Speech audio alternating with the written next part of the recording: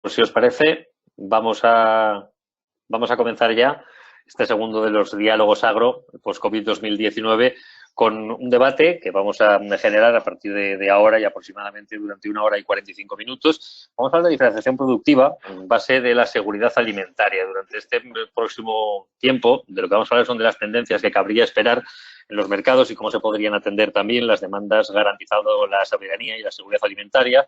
Hablaremos de diversificación, de si se trata de una opción o una necesidad para llegar a esas alianzas sólidas en los mercados locales. Nos vamos a centrar también en las leguminosas como esos elementos fundamentales de cualquier opción de diversificación y también de cómo integrar, y además es algo de lo que se ha venido hablando mucho en los últimos días, en las últimas semanas, cómo integrar la ganadería extensiva en la diversificación de las explotaciones, esa integración y potencial de la gestión que existe ahora mismo en el aprovechamiento forestal también como vía para el mantenimiento del suelo, esa preservación de los ecosistemas y la diversificación agraria. Supongo que conocen a todos los que nos van a acompañar durante esta tarde, pero les presento de todas formas a Miguel Gutiérrez, él es responsable de cultivos herbáceos del Centro de Referencia Agroalimentaria del Gobierno de Aragón y también el responsable de la red ANEX en Aragón.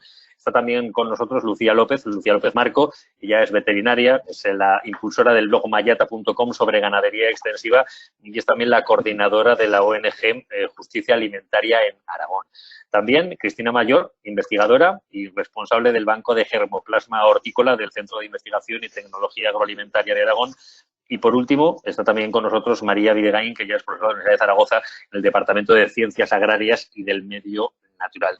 Los temas de los que va a hablar cada uno de los ponentes, para los que van a tener aproximadamente una duración, un espacio de unos 15 minutos para presentarlos, van a ser los siguientes. Con Miguel Gutiérrez vamos a saber algo más acerca de la importancia y las potencialidades de la diversificación en los cultivos herbáceos y esa experiencia de la red ANEX, de la que además nos va a dar últimas noticias, unas jornadas que tenían previsto realizar, que finalmente las van a realizar igual que estamos realizando nosotros también estos diálogos agro, pues COVID en 2019 los vamos a hacer también los van a hacer también de forma telemática. Con Cristina Mayor hablaremos acerca de las legumbres para consumo humano y también su importancia en la dieta y esa función que tienen para enfriar el planeta, y conoceremos algo más acerca de las variedades locales y tradicionales de las legumbres, también de esa diversidad y esa riqueza cultivada a través de las distintas generaciones. Podremos conocer también esa labor que hacen con esos bancos de semillas y con esos embajadores de semillas y, por supuesto, de la situación de ahora mismo de la producción de legumbres para consumo humano en Aragón y en España. Lucía López se encargará de hablar acerca de seguridad alimentaria y de la soberanía alimentaria y de la importancia que tiene la ganadería en la diversificación y el papel que está jugando ahora mismo la ganadería extensiva y las potencialidades que tiene. Con María Videgain, acerca de cómo se está mirando la diversidad bajo el suelo, esa importancia que tiene la conservación del suelo y, por supuesto, las micorrizas y esas potencialidades de diversificación a través de las micorrizas. Y nos va a dar un ejemplo muy claro, el ejemplo del cultivo de la trufa. Si te parece, Miguel, después lanzaremos una serie de preguntas a los ponentes y también entre todos aquellos que participan, todos los que estén con nosotros pueden participar generando las preguntas y el debate posterior que, como decimos, se va a prolongar desde ahora mismo y aproximadamente hasta dentro de 1 hora y 3 cuartos. Miguel, si quieres, comenzamos contigo, cerramos el resto de micrófonos, así podemos escuchar a Miguel. Muy bien, buenas tardes. Voy a intentar compartir pantalla. A ver si es posible.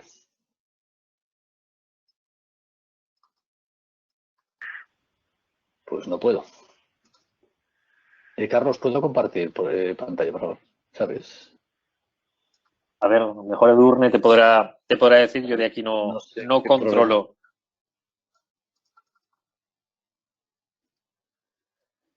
Sí, en principio eres presentador y simplemente das la parte de abajo que pone pantalla, haces doble clic y funciona. ¿Cómo se llama este cacharro? Lo llaman Music, Speakeralu. Sí, no, Speakeralu no. Se llama... ¿Ahora? A ver, estoy intentándolo. ¿Ahora te vemos? Ahora es... ¿Sí? ¿Veis la pantalla? ¿Sí? Ahora sí. ¿Sí? Correcto.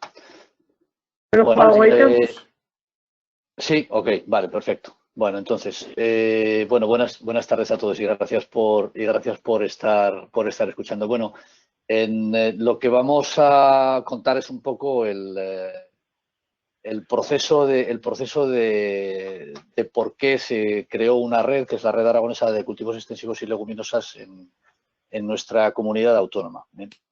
Bueno, yo creo que Miguel, todos pues, han sabido. please. Disculpa.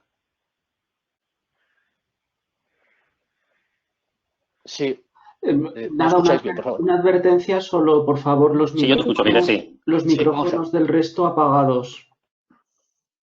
Raro, sí. Sí, por esto, comenta Ignacio que por favor que los micrófonos de las personas que estén presentando estén apagados porque se van acoplando. Gracias. Bueno, vamos a ver, la Red Aragonesa de Cultivos Extensivos y Leguminosas, digamos que, bueno, sabemos y conocemos que la importancia del sector de la estructura del sector cooperativo fundamentalmente, la estructura material y material es la más potente de las zonas rurales. Fundamentalmente, bueno, pues está formada más de 160 empresas cooperativas, proveedores, clientes y el sector cooperativo que crean una estructura de confianza y capilaridad en el propio sector agrario. La Red Aragonesa de Cultivos Extensivos y Leguminosas nace fundamentalmente, nace hace ya muchos años realmente. Las redes de trabajo se llevan funcionando en Aragón desde el año 90 y desde el año 85-89, fundamentalmente debido pues, los antiguos servicios de extensión agraria y las redes que estaban trabajando en los centros de la administración. Pero bueno, son redes que se han estado trabajando sobre todo fundamentalmente en mejora vegetal, en mejora varietal, en cultivos, en riegos, fertilización, y que, bueno, pues en una comunidad autónoma donde en Aragón fundamentalmente más del 70% de la superficie que se está trabajando es fundamentalmente en cultivo extensivo. La importancia que tiene el cultivo extensivo en nuestra comunidad autónoma es bastante importante. Toda esa transferencia que se hace de esa información en los últimos 30 y tantos años no tiene una serie de carencias bastante importantes, fundamentalmente porque no tiene. ¿Cómo se llaman los cascos? Por favor, no. Con muchos productores que son pequeños, que están atomizados, que están dispersos en el territorio y que fundamentalmente, aunque tengan problemas. Disculpa, Miguel. Disculpa, Miguel, les pediría, por favor, les recordaría, por favor, a que todos los que están participando que apaguen los micrófonos para que no se cuelen otras conversaciones, si son tan amables. ¿De acuerdo? Les pediría, por favor, eso, que vayan apagando los micrófonos, que continúen atentos a la pantalla. Ustedes pueden seguir perfectamente la intervención de Miguel Gutiérrez a través de la pantalla y a través del sonido, pero sí que les pediría, por favor, que vayan apagando los micrófonos. Gracias, Miguel, cuando quieras. Sí, se estaban acoplando y era bastante complicado. Es bastante complicado seguir la conversación y a la vez estar hablando. Lo siento. Vamos a ver, entonces, tenemos un sector agrario que fundamentalmente está integrado por muchos productores pequeños y que están muy atomizados en el territorio. Fundamentalmente en un territorio aragonés que es muy grande y sobre todo fundamentalmente pues que está muy condicionado por eso, fundamentalmente por las condiciones agroclimáticas y por el efecto territorial. Pero bueno, las problemáticas y los retos son comunes en prácticamente todo el territorio. Pues para todos estos territorios fundamentalmente es muy difícil y sobre todo es bastante ineficiente poder abordar.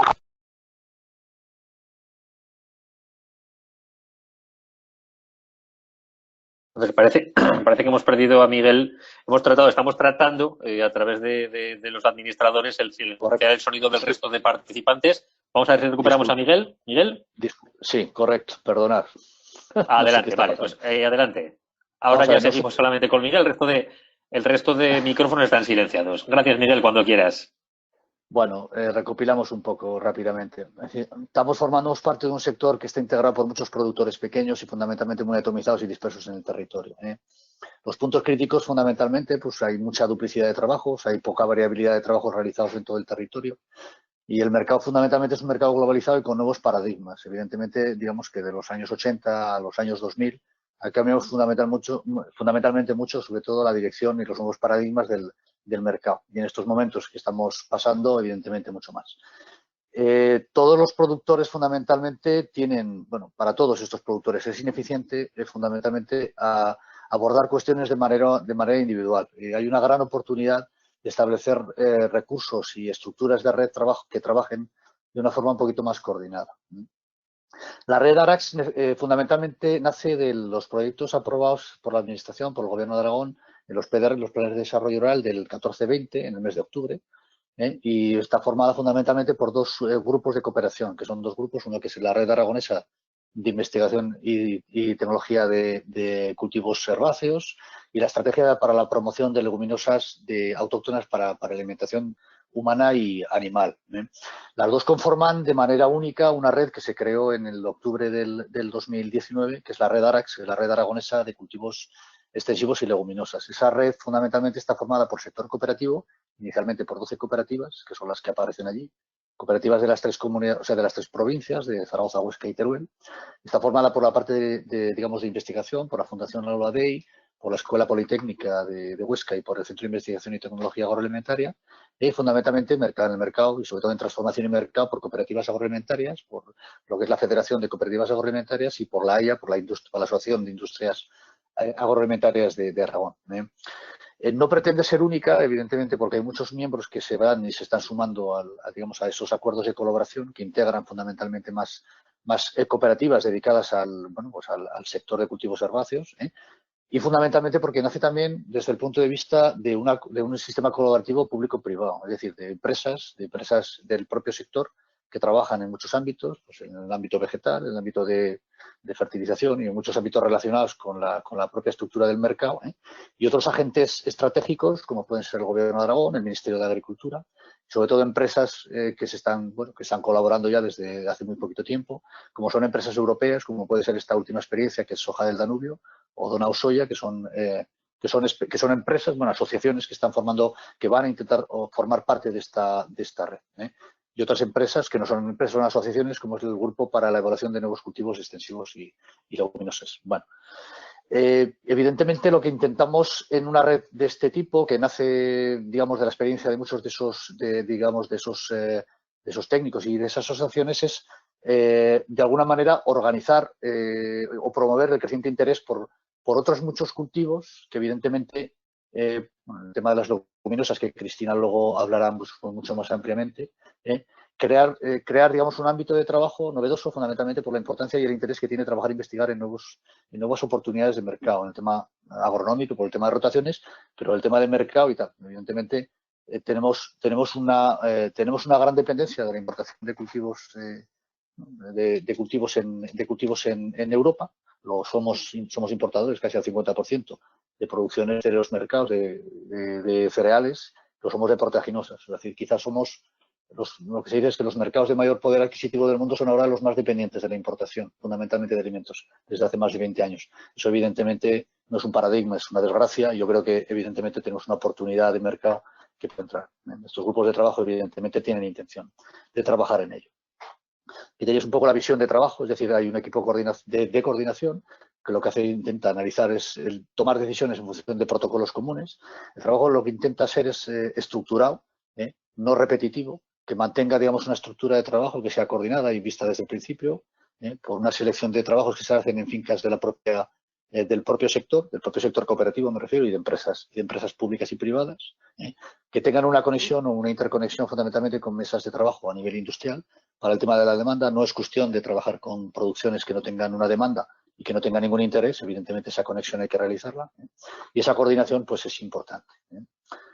El plan de trabajo fundamentalmente es un plan de trabajo que se ha estructurado en función de grupos de trabajo. Desde el mes de octubre existen ya reuniones en prácticamente 8 grupos de trabajo creados. En Huesca fundamentalmente hay 2, un grupo de Huesca Norte y Huesca Sur, Zaragoza como comarca, grupo del Bajo Aragón, grupo de Teruel y grupo de Agricultura de Conservación, que es un grupo especialmente ya por el interés que tiene, sobre todo, y en estos momentos más todavía, el tema de la agricultura de conservación en el mundo, en España y fundamentalmente también en Aragón, una especial dedicación a todo este tema de actividades con la asociación. Esas actividades tienen un plan, evidentemente, de trabajo que se va actualizando todos los años. Aquí tenéis una fotografía, no está actualizada, pero bueno, esto evidentemente estamos creando un mapa de trabajo que es lo que se intenta traer a lo largo de los años, que esté ubicado físicamente. Este año hay 43 actividades relacionadas el año 2019-20, en grupos de trabajo diferentes, como podéis ver, es un poquito repartidos en cada una, bueno, son puntos que lo que realizan es puntos donde se realiza la actividad, pero bueno, lo que cubren son comarcas enteras y sobre todo provincias para que las actividades, tanto pues en cereal de invierno, en trabajos de primavera o tipo de orientaciones novedosas o nuevos cultivos tengan su expresión territorial. Esos grupos de trabajo fundamentalmente van orientados lo que consideramos todos, es decir, tiene que ser aspectos de rentabilidad, de valor añadido y de sostenibilidad los que hagan que, bueno, pues a través de esas propuestas, a través de, pues, bueno, como puede ser la universidad o centros de investigación o el parque científico, son las que vayan tomando forma a lo largo del tiempo. Es decir, el análisis previo es muy importante. Los planes de trabajo y las actividades es lo que hemos comentado antes, es decir, para mejorar la transferencia utilizamos el sistema de protocolos comunes, en el cual, pues, digamos que las cooperativas que son actualmente las que están trabajando en ello tengan un protocolo común para todo el tema de información, para que la transferencia también sea común y sea protocolarizada de alguna manera, sean datos comunes que pueden ser trasladados de la misma manera. Y sobre todo, fundamentalmente, me gustaría hacer una incidencia sobre todo por el tema de la comunicación y de la transferencia de la información, que creo que es uno de los aspectos que, bueno, pues que hemos pecado muchísimos, yo por lo menos, durante muchísimos años, de que evidentemente es uno de los aspectos y una de las patas de la mesa más importantes a la hora de poder llegar al productor, a la industria, al transformador y a los mercados, que es el canal de información. En un principio, todo este grupo todo el grupo, la red en general, se estableció un plan de comunicación y transferencia común, se analizó fundamentalmente con el propio sector y las propias cooperativas, los canales de transferencia de comunicación que tienen entre los propios socios y entre los propios proveedores y demás para poder acomodarlos y utilizarlos como un sistema de transferencia que fuera común para recibir la información. Lo que nos interesa es estructurarla de alguna manera para promover y asegurar que la transferencia con el sector agroalimentario sea la adecuada y fundamentalmente es generar, digamos, la confianza para el agricultor para que sea una fuente de información valiosa. Estos trabajos se realizaron, esos planes de comunicación se realizaron en un principio para poder acomodarlo, para fundamentalmente pues que exista una comunicación externa que en estos momentos está ya empezando a funcionar, el establecimiento de esos canales a través de, bueno, pues a través de canales visuales o redes sociales y medios digitales. Los eventos que se están realizando se han ido realizando y se realizarán.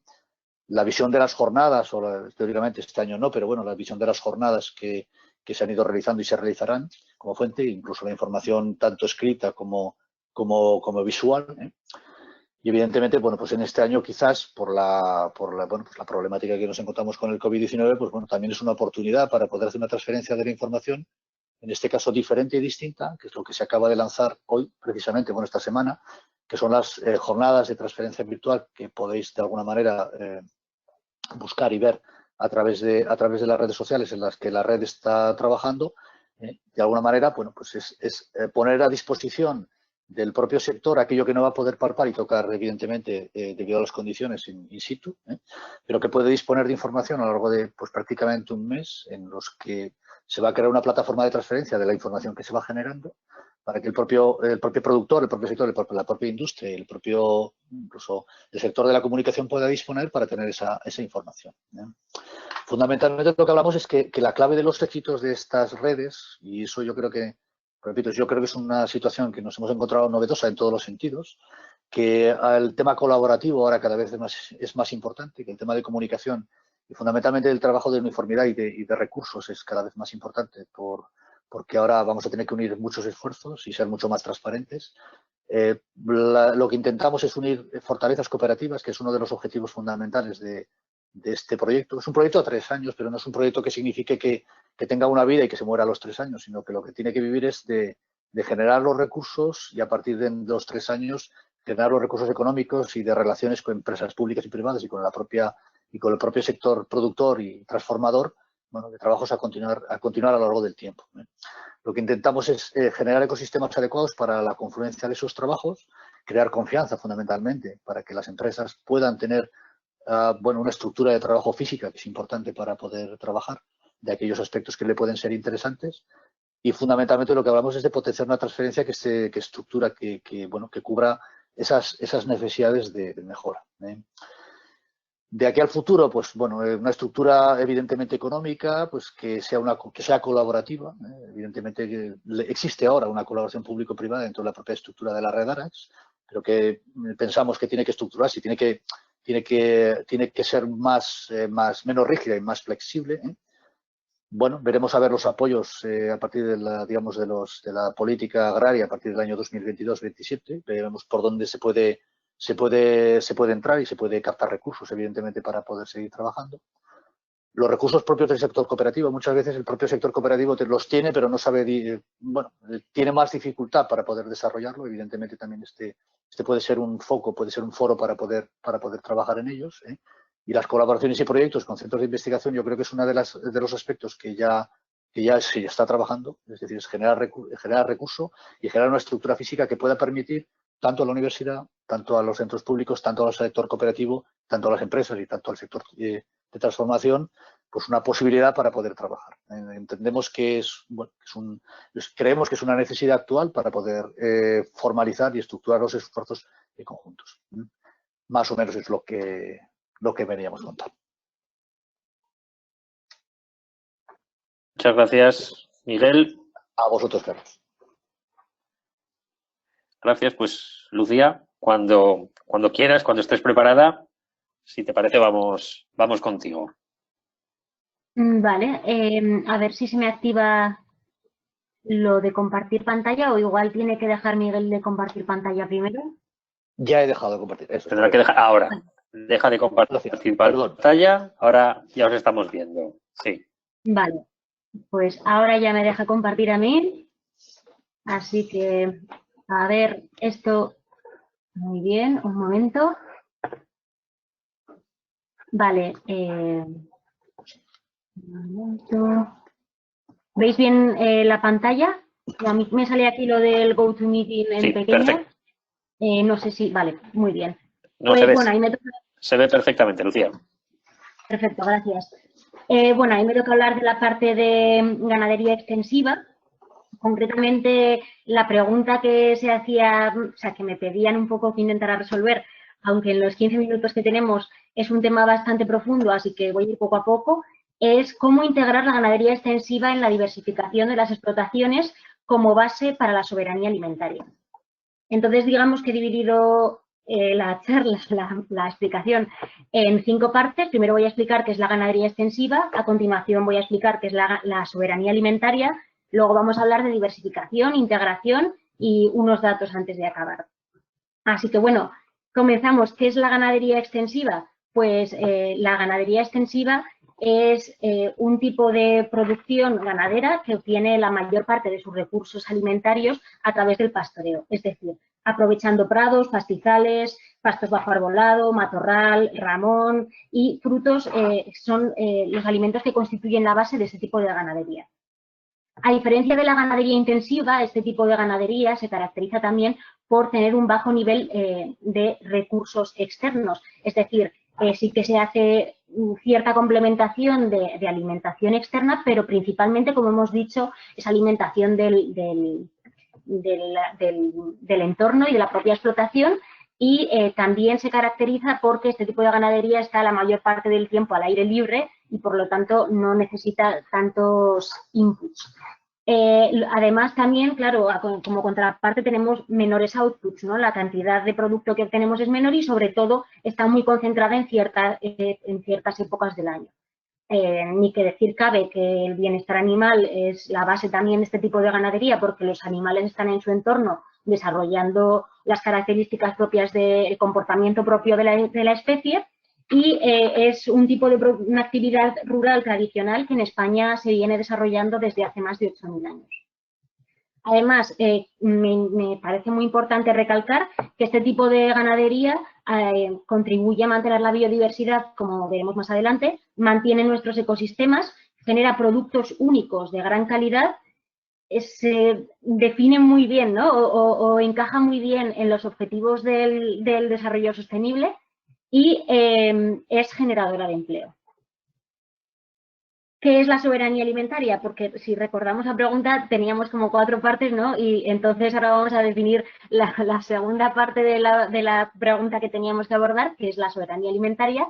Y la soberanía alimentaria es el derecho de los pueblos de definir sus propias políticas agrícolas, pastoriles, laborales, de pesca alimentarias y agrarias que sean ecológicas, sociales, económicas y culturalmente apropiadas a sus circunstancias exclusivas. ¿Cómo conseguimos esto? Pues por supuesto hay que cambiar las políticas públicas que gobiernan el sistema agroalimentario, hay que reclamar el derecho a la tierra, a las semillas, a las razas autóctonas en el caso de la ganadería y resto de bienes comunes, hay que oponerse a las patentes de los bienes comunes, a facilitar el acceso a los mercados y luego también hay que crear un sistema de producción alimentaria que asegure alimentos seguros y saludables para toda la población, conservando la biodiversidad y los recursos naturales. Cambiando la forma en la que se distribuyen alimentos también es otra necesidad que tenemos para conseguir la soberanía alimentaria y promover mercados locales diversificados que estén basados en la solidaridad y en los precios justos, siempre mejorando las condiciones sociales y el trabajo en el sistema agrario y alimentario. Bueno, en la pregunta que me pidieron que abordara se hablaba de la diversificación, ¿no? Bueno, aquí esta imagen que vemos, que a mí, bueno, me parece una postal que es maravillosa y que sin embargo estamos dejando caer en peligro de extinción y que sin duda es la mejor definición que tenemos de diversificación agraria y que constituye la verdadera marca España, ¿no? Se habla mucho de marca España y nos venden a Nadal, a Gasol y a deportistas de élite y gente famosa, pero en realidad la verdadera marca España es esto, aquí tenemos el agroecosistema más sostenible del mundo, que es la dehesa. La dehesa se caracteriza porque es un sistema agrosilvopastoril, es decir, saca provecho de la agricultura, de la silvicultura y de la ganadería, ¿no? Aquí vemos pues cómo se está aprovechando el corcho, es decir, estamos sacando provecho de la parte forestal, que es yo creo que siempre la gran olvidada, ¿no? Cuando hablamos de diversificación, integración y sistemas agroforestales, siempre hablamos primero de la parte de la agricultura, luego nos acordamos de la ganadería y después están los sistemas forestales que además en Aragón han tenido mucha tradición y es un tipo de aprovechamiento que está cayendo bastante en el olvido. Y tenemos aquí también a la ganadería aprovechando, ¿no? Y aprovecha unos recursos que los humanos directamente no seríamos capaces de aprovechar. Una peculiaridad o una fortaleza que tiene la ganadería y que muchas veces no nos olvidamos de, como veremos más adelante, de esa integración que hay de agricultura y ganadería y de que no se sostienen la una sin la otra, pero realmente muchas veces hay quien ve la ganadería como un competidor de la agricultura y en realidad la ganadería extensiva lo que hace es complementar muy bien a la agricultura, ¿no? Porque aprovecha recursos, pues como pueden ser los excedentes, en este caso las rastrojeras, o bien se ubica en montes y tierras marginales que no son aptas para el cultivo. Aquí vemos un ejemplo, ¿no? De cómo la ganadería aprovecha unos recursos que nosotros no podríamos aprovechar de otra manera, a la vez que limpia el monte, ¿no? Y ayuda a prevenir incendios y hace un servicio ecosistémico. Aquí tenemos tres ejemplos de tres ecosistemas distintos, pero en los tres vemos ese aprovechamiento que es tan necesario para nuestros ecosistemas y para la conservación de la biodiversidad. Además, una peculiaridad es que, bueno, muchas veces hablamos de la ganadería extensiva y siempre pensamos en que obtenemos productos comestibles, que no solamente es así, ¿no? Porque es verdad que obtenemos principalmente productos lácteos y cárnicos, pero no hay que olvidar que también la ganadería extensiva genera un estiércol, como vamos a ver más tarde, que nos ayuda a continuar el ciclo y también genera otros productos como puede ser la lana y en este caso vemos como gracias a el trabajo que ejercen los pequeños rumiantes en los árboles, en este caso en la producción de argán, obtenemos otros productos como es el aceite de argán que se utiliza mucho en cosmética y se utiliza también para alimentación, ¿no? Pero que siempre tenemos en la cabeza el tema de la carne y hay muchísimos más productos que se tienen y que en realidad, digamos, obtenemos ese producto, pero para hasta llegar a obtener ese producto hemos obtenido también muchos beneficios, como vemos aquí.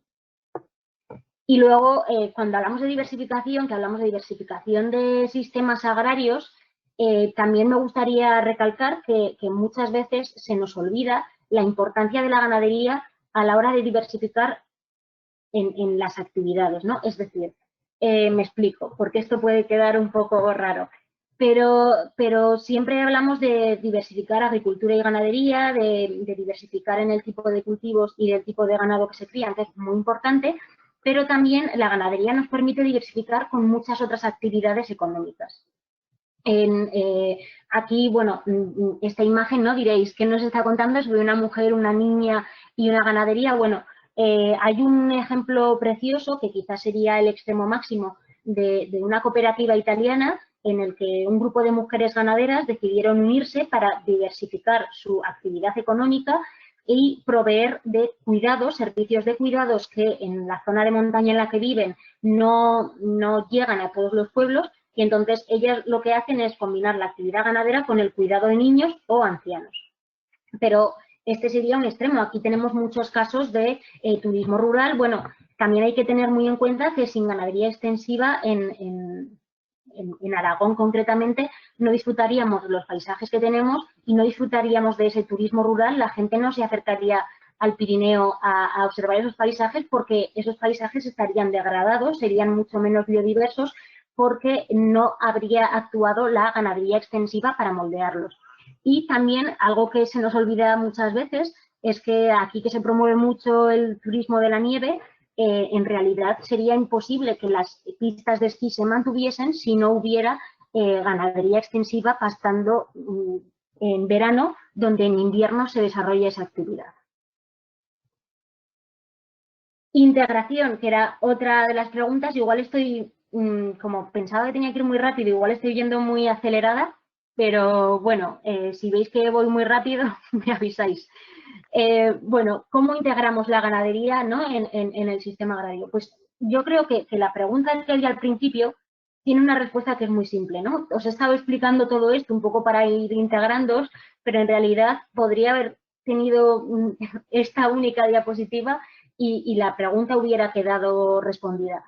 Esta frase es una frase de Pedro Monserrat, que es uno de los mayores ecólogos que ha tenido nuestro país, y dice así: no se puede hablar de agricultura sin ganadería, ni de esta sin las relaciones sociales, ambientales, culturales que se relacionan con la evolución del hombre y sellan el paisaje.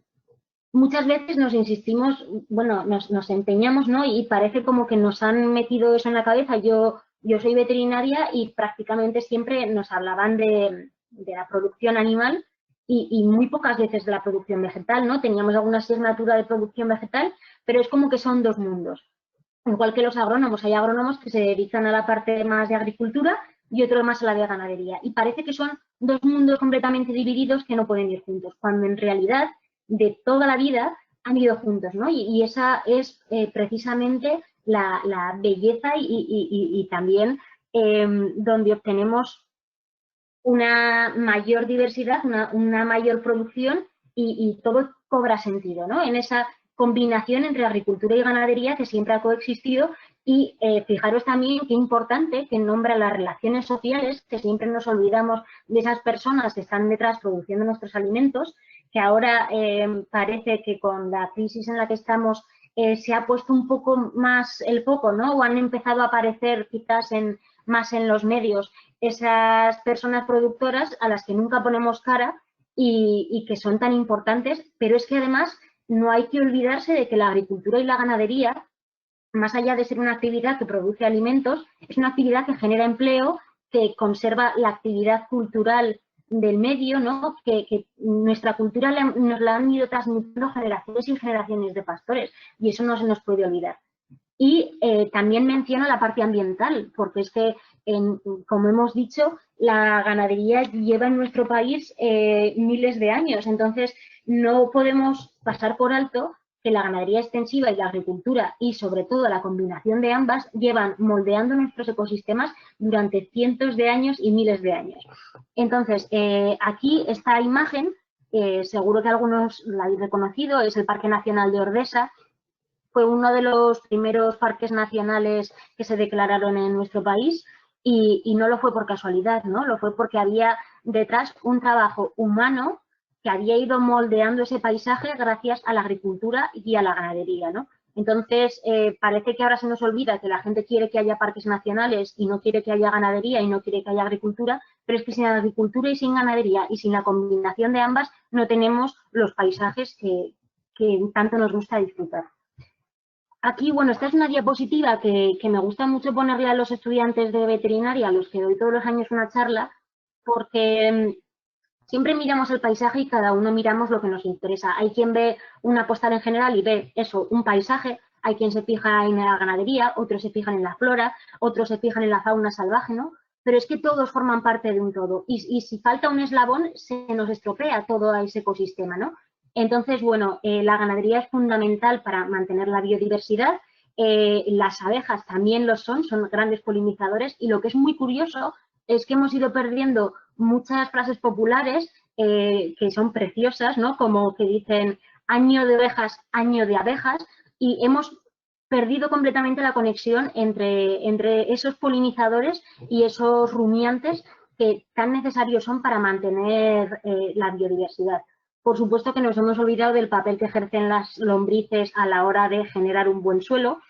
Nos hemos olvidado que cada paisaje está compuesto de una base distinta geológica y que entonces nos da una vegetación diferente y que luego nuestros animales y las plantas que vamos a tener son en cada zona distinta porque la composición del suelo es muy distinta. Nos hemos olvidado de esas personas que están siempre detrás de nuestros alimentos o de la ganadería y la agricultura, y de los que no nos hemos olvidado tanto es de la fauna silvestre, que es en la que más nos fijamos, sin darnos cuenta de que sin ganadería en muchos casos no disfrutaríamos de esa fauna salvaje, ¿no? Y que no vemos tampoco los efectos que tiene. Esta frase me encanta ponerla porque creo que es muy gráfica y ya creo que me estoy enrollando un poco, pero me quedan 3 minutos y acabo. Tenemos que ir terminando, Lucía. Vale, pues bueno, decir simplemente que cada oveja transhumante traslada diariamente 5.000 semillas, ¿vale? O sea, para que os fijéis en el papel que tiene la ganadería a la hora de mantener la biodiversidad. Esta es una imagen que quería poner para que vierais cómo se integra todo, ¿no? De cómo la ganadería se aprovecha de los vegetales, pero luego también genera un estiércol que contribuye a la producción de suelo. Y bueno, como me tengo que ir yendo ya, simplemente deciros unas frases para reflexionar. Que en la última década el censo ovino ha caído en Aragón casi un 45%, que ha sido la actividad quizás económicamente más tradicional de Aragón, el ovino. Sin embargo, en el mismo periodo de tiempo ha aumentado un 50% la producción porcina en toda España, especialmente en Aragón, y en los últimos 3 años hemos perdido alrededor de 45.000 habitantes en las zonas rurales cada año. Entonces, que nos haga reflexionar, ¿no? Que conforme vamos perdiendo ganadería extensiva, perdemos habitantes y por mucho que nos digan que la ganadería intensiva ayuda a fijar población, los datos dicen lo contrario. Así que podemos concluir que sin ganadería extensiva no hay medio rural ni tampoco soberanía alimentaria. Así que muchas gracias. Muchas gracias, Lucía. Cristina, cuando quieras dejamos la ganadería y vamos con las leguminosas y con las legumbres. Cuando quieras.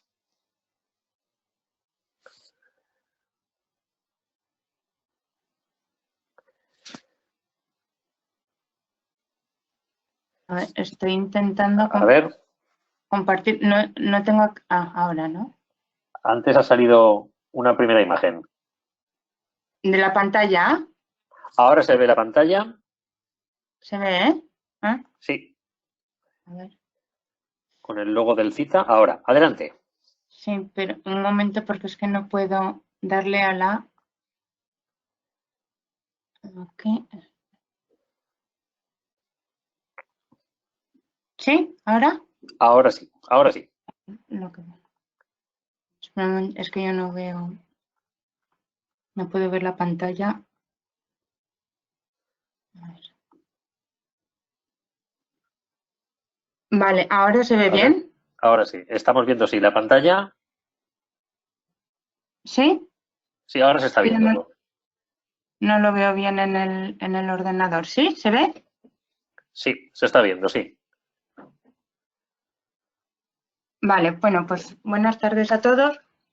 Lo primero de todo, agradecer a la organización la invitación para participar en esta mesa redonda, donde voy a hablar pues un poco de la importancia, la diversidad y la conservación de las legumbres para consumo humano. Ay, ¿no?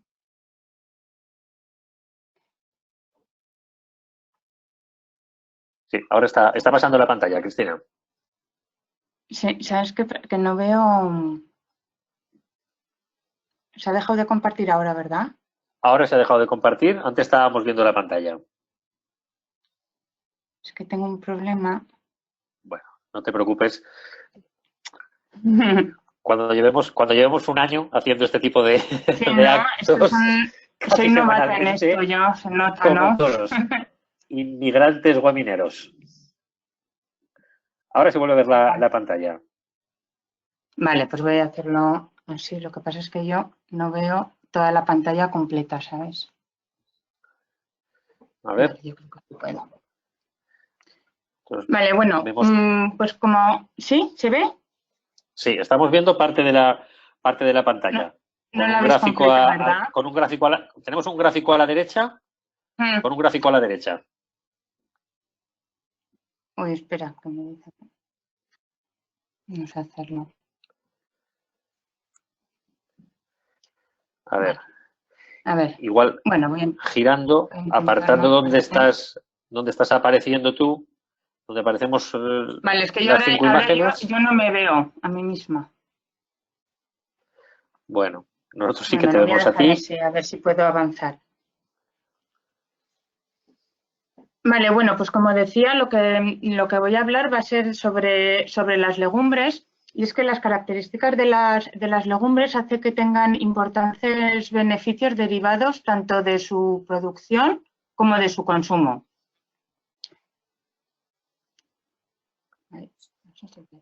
Sí.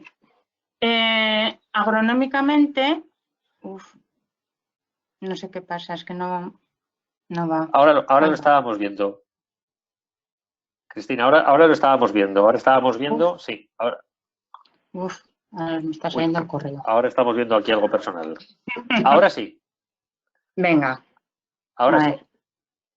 Bueno, pues agronómicamente las legumbres se caracterizan por su capacidad para fijar el nitrógeno atmosférico a través de una simbiosis que establecen con las raíces de las plantas, unas bacterias del suelo que contribuyen pues, a regenerar la fertilidad del suelo, lo que implica también la menor necesidad de utilizar fertilizantes con compuestos químicos que se derivan importantes beneficios tanto económicos como ambientales. Por eso, introducir las legumbres en los sistemas agrícolas proporciona ventajas medioambientales y contribuyen a aumentar la resiliencia al cambio climático.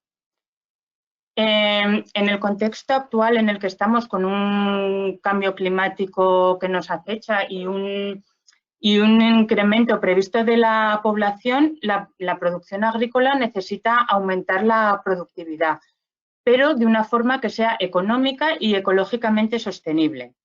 En el pasado, este aumento de la productividad pues, se consiguió aumentando el uso de fertilizantes, pero en la actualidad se requieren nuevas estrategias donde la potenciación de las leguminosas se establece como una muy buena opción porque tienen una huella de carbono baja, mejoran la fertilidad del suelo y ahorran agua, hasta una 1/10 parte de agua de otras fuentes de proteínas. Por ejemplo, 1 kilo de legumbres consume 360 litros de agua, mientras que para producir esa misma cantidad de proteína animal se requerirían 7.500 litros de agua.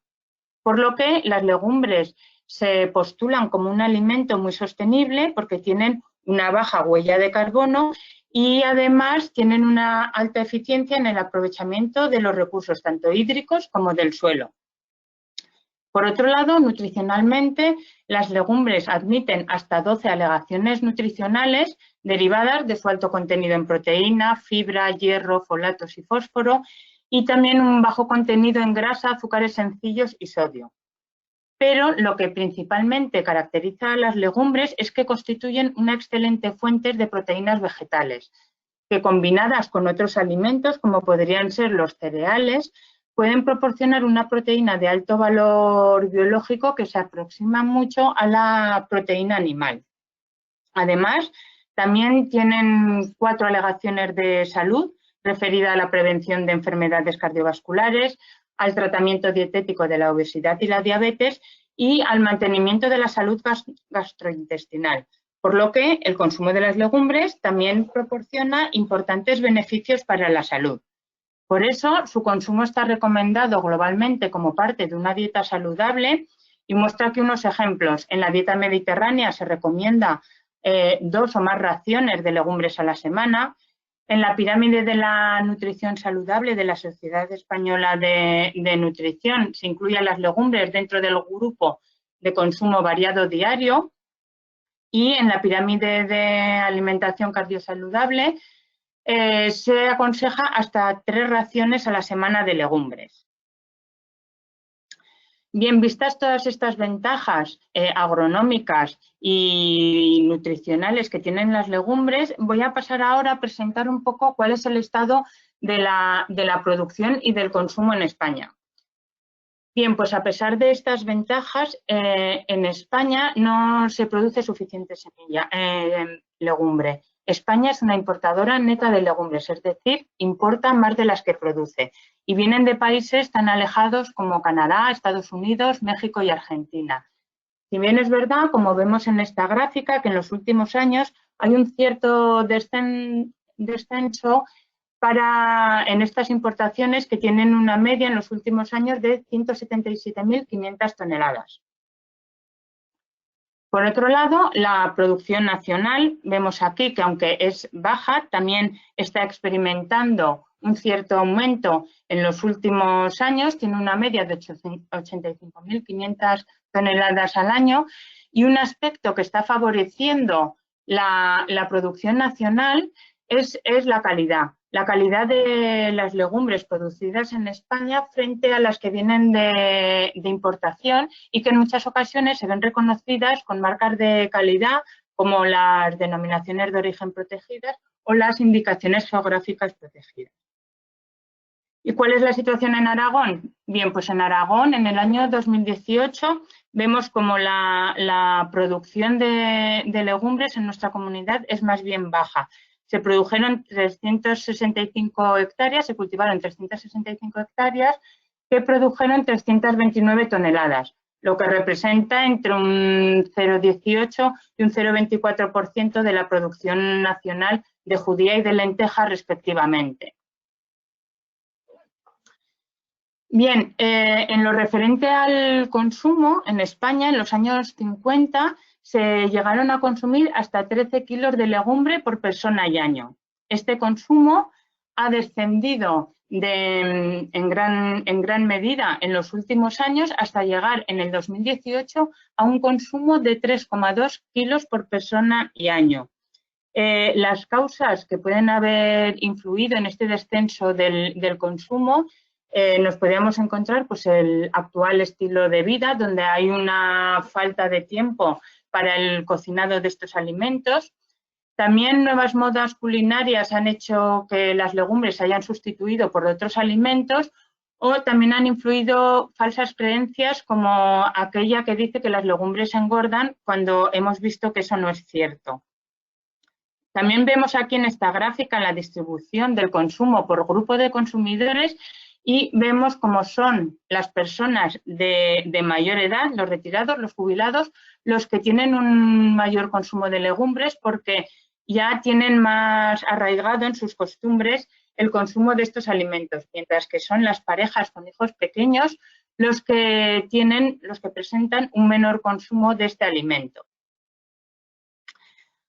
Al igual que sucedía con la producción, también se está viendo un cierto repunte en el consumo de las legumbres durante los últimos años, acompañado de una revalorización de los platos típicos de legumbres tan característicos de la dieta mediterránea. Y es que la búsqueda de una alimentación más saludable equilibrada y de producción sostenible podría tener mucho que ver en el incremento de este consumo. En lo referente a la diversidad, las legumbres también se caracterizan por presentar una amplia diversidad de tipos y variedades, que son producto de la selección que los agricultores han realizado durante el proceso de domesticación, pero en las que también han influido mucho las migraciones humanas que han contribuido a la dispersión y a la adaptación de las legumbres a distintos ambientes.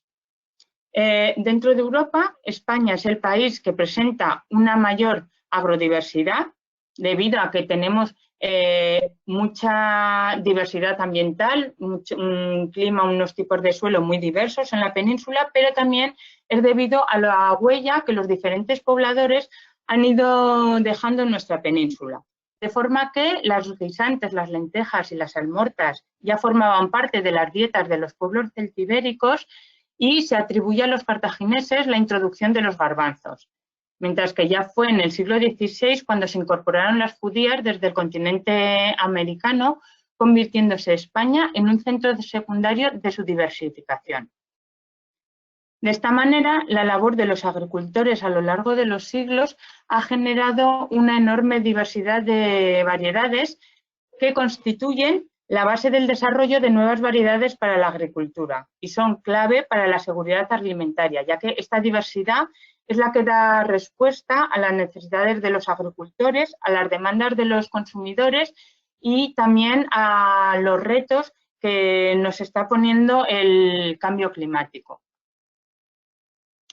Bien, ¿y qué ha sucedido con toda esta diversidad generada por nuestros antepasados? Pues algunas de estas variedades no se han conservado y se han perdido definitivamente, es lo que se conoce como erosión genética, de forma que la FAO estima que en los últimos 100 años se han perdido hasta 3/4 partes de la diversidad genética generada durante 10.000 años de agricultura. Otras variedades, muy pocas, se continúan cultivando hoy en día, algunas comercialmente, como podría ser la judía trapera y tempranilla, que comercializa la cooperativa Legumbres del Moncayo bajo la marca Producto Gourmet Añón, o la judía caparrona de Monzón, que comercializa la Asociación de Productores. Y otras variedades se siguen cultivando para autoconsumo, aunque en este caso normalmente por personas de avanzada edad, con lo que su cultivo está en franco retroceso. Y finalmente, otra parte de esta diversidad se encuentra conservada ex situ en los denominados bancos de germoplasma, que en el caso de las legumbres son bancos de semillas. En Aragón tenemos la suerte de contar con un banco de semillas, de hortalizas, legumbres y especies relacionadas que fue creado en el año 1981 y que es un banco de referencia tanto a nivel nacional como internacional en el tipo de material que conserva. Miguel Carrabedo fue su responsable desde el año 1983 hasta su jubilación en el año 2012, año en el que le cogí el relevo al frente del mismo. Este es un banco de semillas, es un banco de germoplasma donde las semillas se conservan deshidratadas en cámaras de congelación a menos 18 grados centígrados. La colección mantiene un total de más de 17.000 muestras pertenecientes a más de 300 especies y en lo referente a las leguminosas se conservan 1.187 muestras, de las cuales 614 conforman la colección aragonesa de legumbres.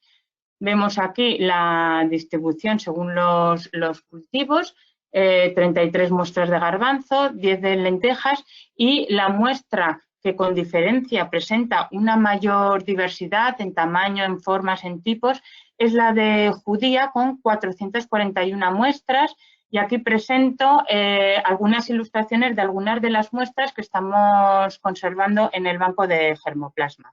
Esta colección ha dado lugar a 2 publicaciones que están accesibles en Internet. Una de ellas es la de variedades autóctonas de legumbres españolas, donde se describen 146 entradas aragonesas, y la otra es una publicación que presentamos la semana pasada y donde se trata sobre las características del grano de las legumbres de Teruel conservadas en el banco, donde se describen 110 muestras. Y bien, ya para finalizar, me gustaría terminar con los mensajes que transmitió la FAO en el año 2016, que fue nombrado como Año Internacional de las Legumbres, y yo creo que resumen y sintetizan muy bien la importancia de este alimento. Las legumbres son ricas en nutrientes, son accesibles económicamente y contribuyen a la seguridad alimentaria en todos los niveles, aportan importantes beneficios para la salud, fomentan la agricultura sostenible y contribuyen a la mitigación y a la adaptación al cambio climático y, finalmente, promueven la biodiversidad. Por lo que, en conclusión, las legumbres constituyen una alternativa viable en la diversificación productiva, que sería base de la seguridad alimentaria. Y esto sería todo. Gracias. A ver, gracias, Cristina. Ahí, espera. A ver. Ah, sí. Ahora. Ahora. Gracias, Cristina. Pues terminamos, si os parece, con María. Hablamos de esa diversidad bajo el suelo, también de las micorrizas y ese ejemplo del cultivo de la trufa. Cuando quieras, María. Buenas tardes. En primer lugar, agradecer la invitación a participar en estos diálogos, que me parecen súper interesantes, y las charlas, tanto las de hoy como las de la semana pasada, la verdad es que me han gustado mucho y yo creo que es súper buena iniciativa, aunque siempre es preferible juntarnos en persona, que ayer lo hablábamos, ¿no? Pues que nos tenemos que acostumbrar a esto, pero yo no me acabo de acostumbrar. Y además creo que siempre muchos proyectos surgen de las relaciones personales, ¿no? Y sin esas relaciones personales que, por ejemplo, podemos tener entre nosotros, algunos de los ponentes, o con gente que veo que está viéndonos, pues no saldrían adelante muchas de estas iniciativas. Así que, bueno, esperemos que esto no dure mucho. Voy a compartir mi pantalla.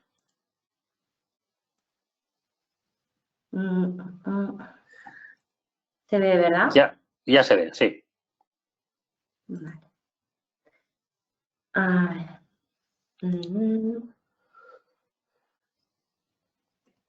Lo que no puedo es pantalla completa ahora. No. Vale. Ahora sí, ¿verdad? A ver, no, ahora no. Antes sí que se veía, pero al tratar de compartir la pantalla completa hemos dejado de verlo. Vale. A ver, ahora se vuelve a ver la pantalla. Completa, ¿verdad? Sí. Sí. Vale. Muy bien. Bueno, tampoco quería basarme mucho en la presentación, simplemente pues por apoyarnos con algunas imágenes. Quería aprovechar la temática de este diálogo post-COVID, que se llama, ¿no? Y aprovechar la situación en la que estamos viviendo en esta crisis sanitaria para empezar hablando sobre la diversidad y sobre la importancia de la diversidad a nivel ecosistémico, ¿no? No solamente a nivel de agroecosistemas, sino a nivel de ecosistemas en general. Pues yo creo que estos días todos hemos tenido tiempo de leer pues mucha información, también desinformación, y a lo mejor desde la disciplina laboral o las inquietudes de cada uno, ¿no? Pues en mi caso, y supongo que en el de la mayoría de los que estamos aquí, pues bueno, pues sí que hemos podido leer bastantes cosas acerca del papel de la biodiversidad de los ecosistemas y su función ante crisis sanitarias de este tipo. Y en este sentido, bueno, pues algunas de las reflexiones de expertos de reconocida experiencia, ¿no? A nivel nacional, internacional, pues nos hablan del efecto amortiguador de la diversidad de los ecosistemas y nos hablan de esa función protectora que tienen los ecosistemas ante, digamos, desestabilizaciones como la que estamos viviendo, ¿no? Pues si hubiéramos sabido conservar realmente buena parte de esta diversidad que hay en la Tierra y hubiéramos mantenido los ecosistemas en un equilibrio adecuado, quizá no estaríamos viviendo pues estos ejemplos de zoonosis, ¿no? de paso de según qué microorganismos a producir enfermedades como estamos viviendo. Yo creo que es importante hablar en esa escala para después aterrizar en la escala agrícola que nos ocupa, ¿no? Me está viniendo a la cabeza también algunas reflexiones de expertos en la revista de la Asociación Mundial por la Conservación del Agua y del Suelo, que hablaban también de los efectos reguladores y tampones tanto del suelo como del agua, ¿no? Pues bueno, por todos es conocido pues la diversidad edáfica y multitud de microorganismos del suelo que han sido aprovechados a lo largo de la historia para, bueno, pues para paliar según qué enfermedades, ¿no? La penicilina mismamente u otros tipos, ¿no? Entonces, pues en este sentido yo creo que es importante valorar pues algunas de estas reflexiones en el sentido de que la solución a este tipo de pandemias la hemos tenido delante siempre y no la hemos sabido cuidar, ¿no? Esto decía, por ejemplo, el otro día el profesor José Manuel Nicolau en una entrevista, un profesor aquí de la escuela, y hablaba un poco pues en representación del equipo de ecología de aquí de la escuela. Me parece importante pues ver que también la diversidad en las personas que trabajamos, ¿no? Pues por la agricultura, por la ecología, por la biología, pues que también es importante, pues tenemos que intercambiar reflexiones y tenemos que aprender a trabajar todos en equipos multidisciplinares para aprender a ver todos nuestros ecosistemas y más abajo agrosistemas pues desde diferentes puntos de vista. Entonces, bueno, pues hablando de esto, sí que ya me centro y aterrizo en lo que es la agricultura y la diversidad en la agricultura. Y ahora no me funciona la presentación. A ver. Un momento. De momento no. No, ahora sí. Vale. Ahora sí. Ahora sí. Bueno, pues aquí unas fotografías en las que se ve un poco la tendencia que tiene el ser humano, ¿no? Y que tenemos a simplificar los sistemas agrícolas, ¿no? Bueno, pues típicos paisajes de Aragón, ¿no? En el que vemos siempre el cultivo, pues buena parte del suelo limpio, labrado, pues un ejemplo de simplificación, ¿no? En la que no se tiene en cuenta otro tipo de diversidad adyacente a nuestros cultivos, que es muy importante para la salud de los ecosistemas que manejamos. Aquí tendríamos ejemplos de diversificación de cultivos, como puede ser, por ejemplo, el guisante o puede ser, por ejemplo, el sorgo, que lo vemos aquí en medio de las líneas de maíz, pues ejemplos productivos que se van buscando a nivel agrario y que tiene buenos ejemplos en Aragón. Aquí, por ejemplo, otros como puede ser el lúpulo, la camelina, el trigo sarraceno. Bueno, pues cultivos por los que muchos de los agricultores de Aragón apuestan e intentan trabajar con la idea de abrir el abanico de rotaciones dentro de su alternativa de rotación, ¿no?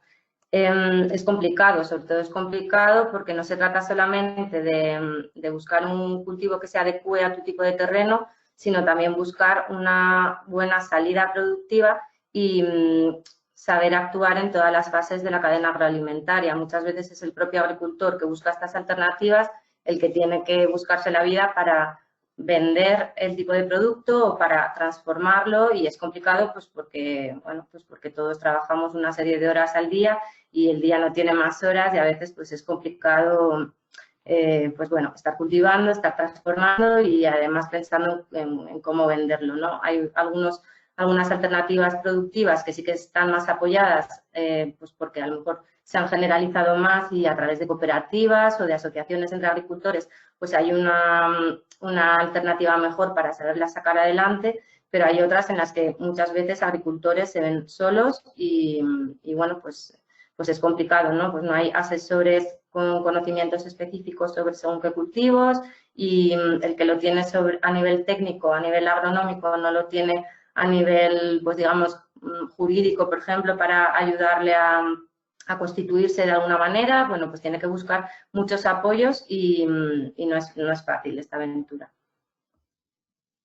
Aquí tendríamos un ejemplo de análisis físico-químico del suelo, ¿no? Cuando hablamos de diversidad productiva, también tenemos que pensar en cómo afecta esta diversificación de cultivos a las propiedades físicas y químicas del suelo, ¿no? Pues, como bien se ha dicho anteriormente, las leguminosas son el típico ejemplo que siempre se pone para hablar de la fijación de nitrógeno de forma natural en el suelo y bueno, pues esto tiene una influencia clara a la hora de tomar decisiones para una fertilización de nuestros cultivos. En este sentido, pues muchas veces no tenemos en cuenta la finalidad de esa alternativa de rotación que buscamos, ¿no? Pues se suele poner una leguminosa por varias razones, pues si nos centramos, por ejemplo, en una agricultura convencional, estaríamos buscando una buena situación para controlar, pues digamos, la hoja estrecha, ¿no? En nuestros campos, introduciendo una leguminosa como alternativa de cultivo, pues a través de tratamientos químicos, por ejemplo, pues se suele abaratar costes de estos tratamientos químicos introduciendo la leguminosa. También se busca un objetivo productivo, ¿no? En este sentido se abona para conseguir ese nivel productivo deseado, ¿no? Y bueno, pues siempre hay que tener en cuenta que abonando una leguminosa, pues cuando hay unos excesos de nitrógeno, lo que estamos consiguiendo es que esa leguminosa cumpla esa función productiva, pero no cumpla la función de fijación de nitrógeno en el suelo, ¿no? Si hay un exceso de nitrógeno. Por lo tanto, tenemos que tener claros cuáles son estos objetivos que buscamos. Otros agricultores introducen leguminosas como cubiertas vegetales, otros como abonos verdes, ¿no? Pues bueno, mientras tengamos claro el objetivo, tendremos más claro cómo trabajar y cómo gestionar agronómicamente este cultivo novedoso que introducimos, ¿no? O alternativo a nuestra gestión. Muchas veces se nos olvida también la fertilidad biológica del suelo, ¿no? Tendríamos una serie de indicadores de salud y de calidad del suelo que muchas veces están directamente relacionados con la actividad biológica de este suelo que estudiamos o que analizamos. En este sentido, y ya pues me centro un poco en mi tema, ¿no? que tenía hoy planteado, que era mirando la diversidad bajo el suelo. Pues bueno, es importante analizar desde el punto de vista de los agrosistemas la función que desempeñan en cuanto a servicios ecosistémicos. Digamos que los agroecosistemas deberían ser estudiados desde el punto de vista del servicio que ofrecen en cuanto a producción de alimentos, también del servicio que ofrecen en cuanto a conservación del suelo, en cuanto a mitigación del cambio climático y bueno, también tendríamos que tener en cuenta, digamos, la fertilidad biológica que conllevan estos servicios ecosistémicos, ¿no? Entonces, cuando analizamos desde el punto de vista biológico el suelo, pues podemos estar hablando de, por ejemplo, la diversidad de las especies en cuanto a macrofauna, mesofauna o microfauna, y es aquí donde intervienen las micorrizas. Claro, quiero aclarar, porque siempre me pasa cuando a lo mejor hablamos de este tema en cualquier foro, pues te dicen, bueno, ¿y cuál es la temática? Pues sí, pues la actividad biológica, las micorrizas y pones algún ejemplo como la trufa. Bueno, pues es que estamos hablando de cosas muy diferentes cuando hablamos de esto. Cuando hablamos de micorrizas, las micorrizas son microorganismos, pueden ser endomicorrizas, ectomicorrizas, quiero decir que hay varios tipos de micorrizas.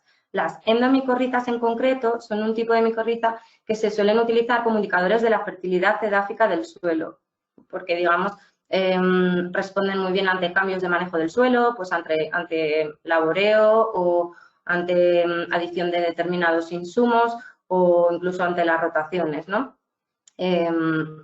Se utilizan como indicador, como hay otros muchos indicadores que tenéis aquí delante, ¿no?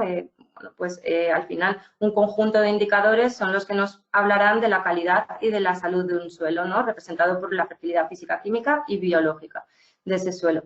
Hay otro tipo de micorrizas, como como son las ectomicorrizas, y en ese caso sí que estarían, por ejemplo, el ejemplo de la trufa, ¿no? En este caso la trufa como alternativa de cultivo, pero no porque esas micorrizas se estén utilizando como un indicador de la fertilidad biológica del suelo. Entonces yo creo que así queda claro un poco la temática y cómo la abordamos en esta charla, ¿no? Hablando de estos indicadores de salud y calidad, pues veis que hay varios relacionados con la actividad biológica. Pues en la parte de la derecha, pues actividad biológica como tal, que podríamos mirar pues, a través de otros tipos de análisis, como actividad enzimática relacionada con el ciclado de nutrientes, o diversidad de macrofauna y mesofauna, que también están relacionadas directamente con el ciclado de nutrientes. Pues bueno, como decía antes Lucía, con la cantidad de lombrices, ¿no?, que podemos encontrar en un suelo, estaríamos hablando de macrofauna, y en cuanto a mesofauna, pues hablaríamos de otro tipo de microorganismos como colémbolos, oribátidos o de otros tipos, ¿no?, que también nos hablan de la salud de ese suelo. Ahí, vaya, aquí se ha descolocado un poco. Bueno, hay muchas formas de estudiar esta actividad biológica de los suelos. A mí siempre me gusta hablar de estas tarjetas de salud de los ecosistemas agrícolas que desarrolló el Instituto Neiker del País Vasco, y bueno, pues son bastante aclaratorias por si alguno tenéis interés en verlas. Te ayudan a través de diagnósticos básicos y diagnósticos más avanzados a hacer una serie de análisis pues más sencillos o más complicados para los que sí que hace falta pues técnicas ya de laboratorio, pero el diagnóstico básico es muy sencillo para cualquier persona, y sí que ayudan bastante pues un poco a estudiar estos servicios ecosistémicos de los que hablábamos, y para un poco poder juzgar, ¿no?, cuál es la tendencia de un ecosistema, si hacia adquirir mayor salud o menor, ¿no?, según el manejo que adoptemos para gestionarlo. A ver, otra vez no me funciona la presentación. Hoy va muy raro esto, ya lo siento, pero ayer iba muy bien. Ahora, hoy no. Ahora sí que se ven imágenes de nuevo. María, sí. Vale. Bueno, no me voy a enrollar mucho más, simplemente pues aquí ejemplos, ¿no?, de los microorganismos que os decía antes, pues colémbolos, oribátidos, ejemplos de trampas, ¿no?, que se pueden poner en los suelos para estudiar esta biodiversidad, que nos puede dar un poco de información sobre el estado de diversidad de los microorganismos que hay. Igual que hablamos de la importancia de la diversidad en los cultivos, y en esta diversidad de cultivos de la que hablamos hoy es la que precisamente hace que la diversidad en el suelo también sea mayor, ¿no? Si estamos dando de comer diferentes sustancias al suelo, pues los microorganismos también van a enriquecerse en número y van a ser mucho más diversos. Aquí tendríamos un ejemplo de análisis de micorrizas en suelos, ¿no?, pues a través de diluciones seriadas de suelos, en las que podemos llegar a saber más o menos el potencial, más o menos digo porque es un dato siempre aproximado, ¿no?, del potencial micorrítico que tiene un suelo, ¿no? O, por ejemplo, abajo vemos una rampa de filtrado con la que podemos extraer esporas, y podemos ver a través de la lupa o del microscopio pues diferentes tipos de esporas, de micorrizas, su número, las podemos cuantificar, podemos saber si hay de muchos tipos, solo de uno. Es importante también aquí diferenciar lo que es la micorriza como un indicador de fertilidad, y también pues la micorriza como un insumo comercial que se está vendiendo hoy en día, ¿no? Se están aprovechando las propiedades, las bondades de este tipo de microorganismos, y se están generando muchos productos comerciales, unos de mayor calidad, otros de menor calidad, y todos regulados por un Real Decreto que regula los biofertilizantes y que no siempre todas las casas cumplen,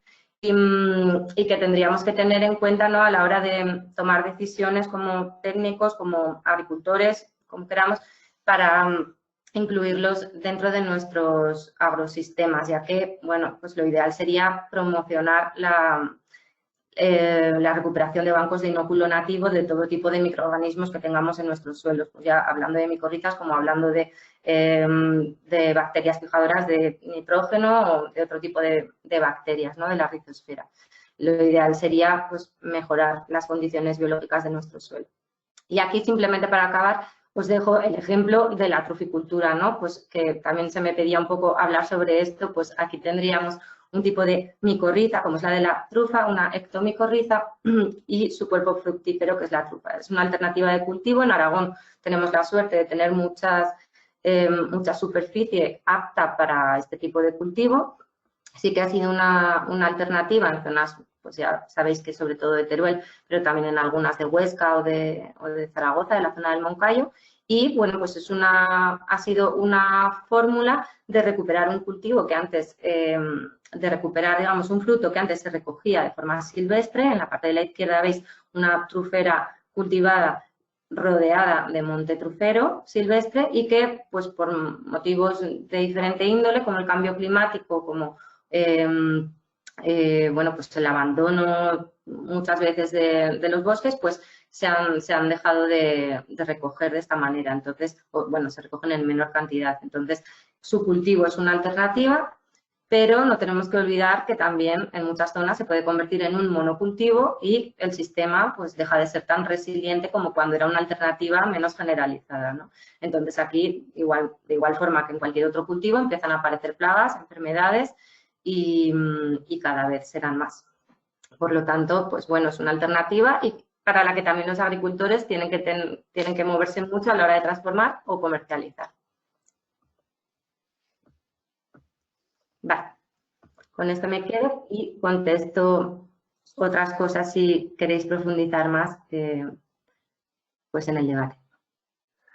Bueno, pues comenzamos si os parece el debate. Y ya saben, a todos los que nos están siguiendo, que a través del chat pueden ir enviando preguntas para cualquiera de los ponentes. Algunos de ustedes ya lo han venido haciendo, pero podemos comenzar de forma aleatoria, plantear ese debate. Yo me quedo con muchos aspectos, pero uno que has comentado tú, Lucía, otro que has comentado también, Cristina. Lucía, ese ganado como portador de semillas, como verdadero embajador de las semillas que luego, bueno, pues llegan sin duda hasta Cristina también. Y también quería preguntar, comenzaríamos contigo primero, Lucía, y quería quedarme también, Cristina, me ha llamado mucho la atención lo que has comentado en torno al consumo de legumbres, que las personas mayores consumen legumbres y, sin embargo, las parejas con niños, con adolescentes, no consumen.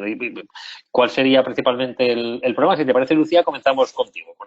Te plantearemos luego una pregunta que ha llegado también para ti en el chat, pero comenzamos por esa reflexión que has hecho de las ovejas como auténticas embajadoras y portadoras de semillas. Sí, pues bueno, no hay que olvidar que yo mencionaba las ovejas, pero también las vacas y cualquier animal en extensivo, no hay que tener en cuenta que los animales, el ganado, transporta las semillas de dos formas distintas, bien porque las digiere y entonces a través del tracto digestivo luego con las heces esas semillas van al suelo, encima van acompañadas de estiércol, por lo tanto tienen nutrientes para desarrollarse, y también otra opción mediante la cual la ganadería transporta semillas es porque se enganchan a la lana o al pelo de los animales y entonces los pueden transportar también durante varios kilómetros. Y bueno, es una función que se ha desarrollado durante mucho tiempo, que se ha estudiado mucho. Bueno, en ese caso era un estudio que había hecho la Asociación Transhumancia y Naturaleza, y no sé si queréis que concrete algo más, pero bueno, ese es un poco el sistema, la forma en la que el ganado transporta estas semillas. Iremos luego con esa pregunta. Semillas, Cristina, que luego, bueno, pues muchas de ellas pasan a formar parte de tu día a día. Sí, son muchas de las que luego tenemos nosotros conservados. En el caso de nuestro banco de germoplasma, lo que conservamos son pues semillas de hortalizas, de legumbres y de verduras. Pero sí es una estrategia de dispersión de las semillas. En referencia a la pregunta... Sí, a la pregunta de antes, sí. Sí. Bueno, es que ilustra, yo creo que esa gráfica me llamó mucho la atención porque ilustra mucho lo que está sucediendo, ¿no? Que la gente mayor, que antiguamente pues las legumbres casi constituían un plato diario en la alimentación de las familias rurales.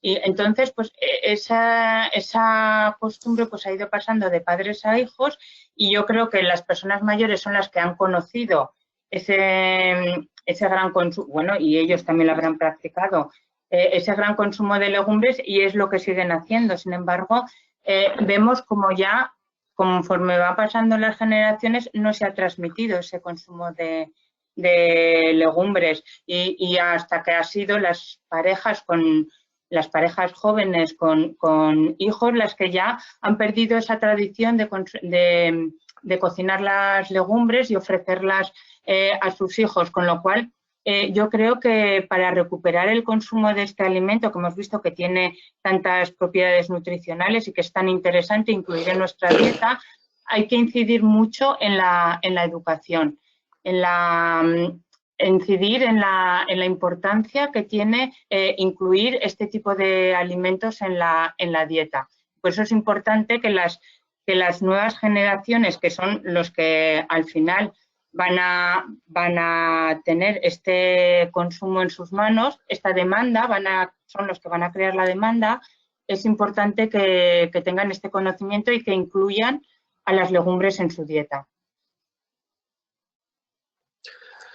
Miguel, una pregunta para ti. Nos la manda Ángel a través del chat y le recuerdo que pueden participar y pueden enviar preguntas a través del chat. Nos pregunta Ángel que si, para aprovechar las herramientas que ya están creadas, Miguel, si crees que se podían utilizar plataformas ya existentes y potenciar de ese modo la faceta colaborativa y asegurar también la sostenibilidad y la durabilidad de estos proyectos. Sí, se está trabajando en ello. A mí me gustaría contestar, no quiero contestar, por supuesto, a esta pregunta. Es que un comentario, yo creo que aquí en el tema de esta variabilidad en el tema de la agricultura, que tiene mucho que ver con el tema de la política agraria. En el año 92 y 93 se desincentiva completamente al agricultor para trabajar en ese tipo de diversificación, porque la económica no existe, o muy poquito, con lo cual eso se va perdiendo con el tiempo. Yo creo que ahí tenemos un agujero negro que es muy difícil de recuperar.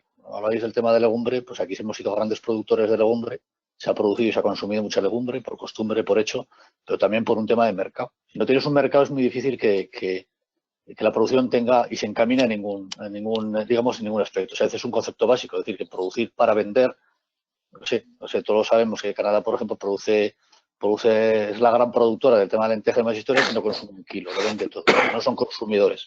Pero porque existe un mercado y una ley de mercado, está claro. Pero aquí yo creo que es un poco lo social, lo de desincentivar el tema agrario ha venido desgraciadamente por la dichosa política agraria y eso yo creo que es un concepto que lo conocemos todos, ¿no? Luego recuperar eso es bastante complejo y complicado. Pero desincentivar no solamente eso, sino también la manera de trabajar del propio agricultor y del propio sector. Y eso un poco enganchando considerando de que por qué trabajar y juntar grupos de trabajo, yo creo que eso ha sido una necesidad.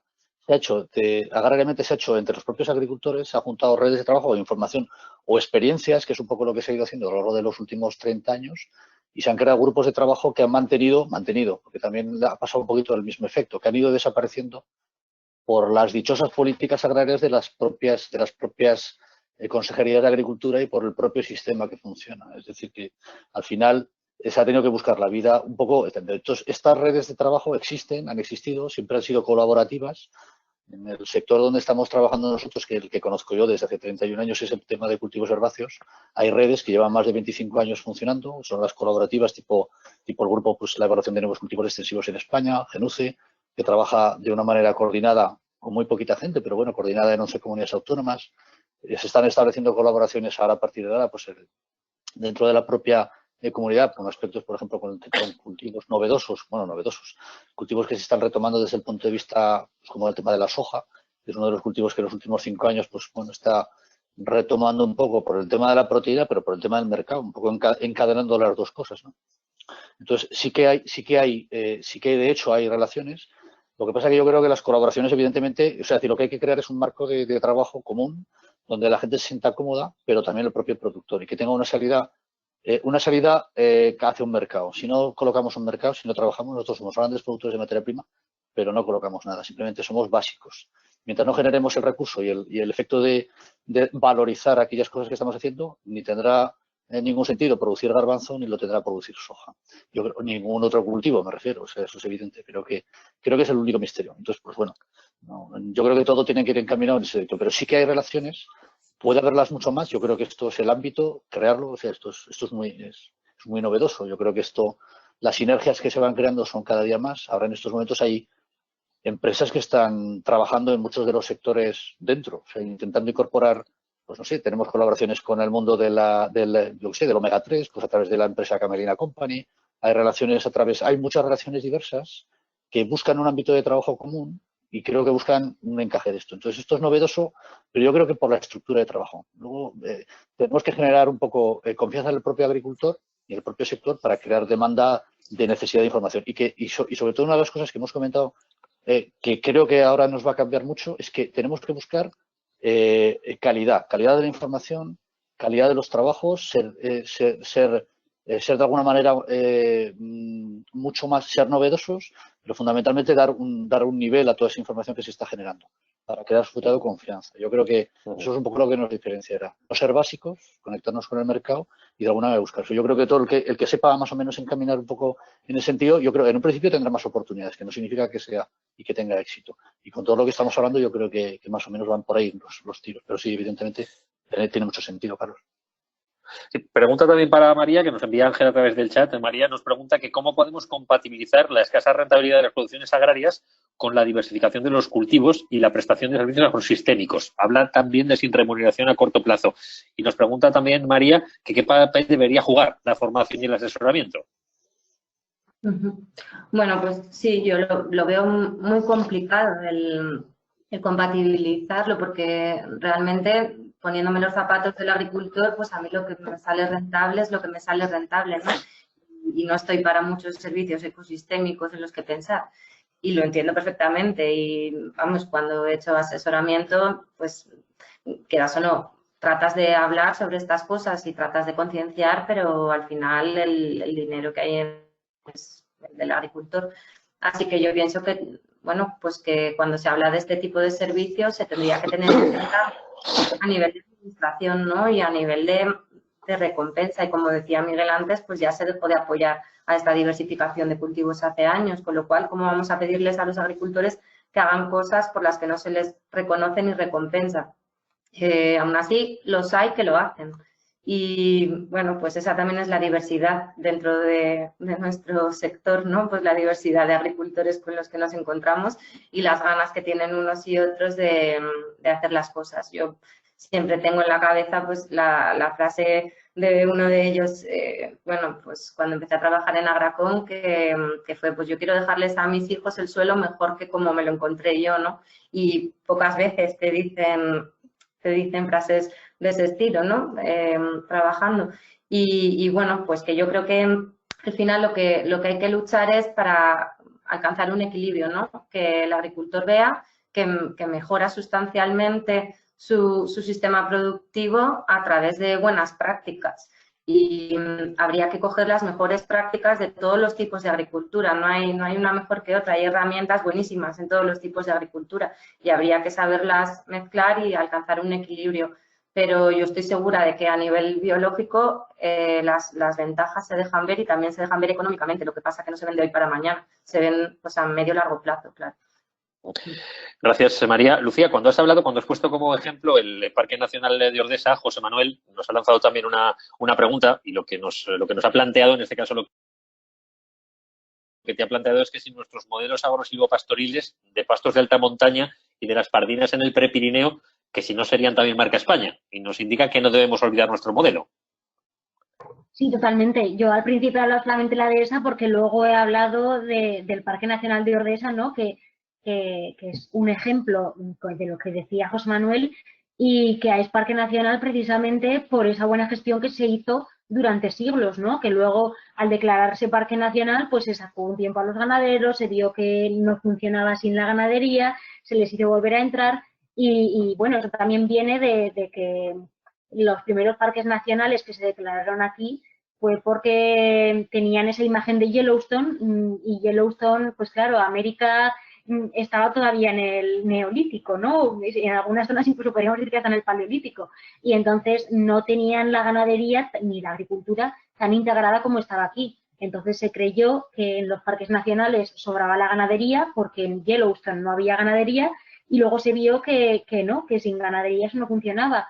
El parque nacional de referencia que tenemos aquí de la dehesa es Cabañeros y algo que a mí no me entra en la cabeza es que en Cabañeros está prohibida la ganadería, ¿no?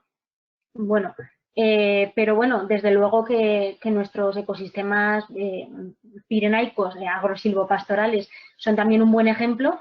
Y Ordesa, pues como he dicho, es el mejor ejemplo que tenemos y por eso es parque nacional y es parque nacional desde hace más de 100 años. Gracias, Lucía. Cristina, lanza Antonio una reflexión al aire. Dice que el encaje, él cree que es conocer la rotación de cultivos adecuados, puesto que en secanos semiáridos, con rotación adecuada con leguminosas, se ahorra fertilización y herbicidas, y eso nos indica que sería, o que es un ahorro real para el productor.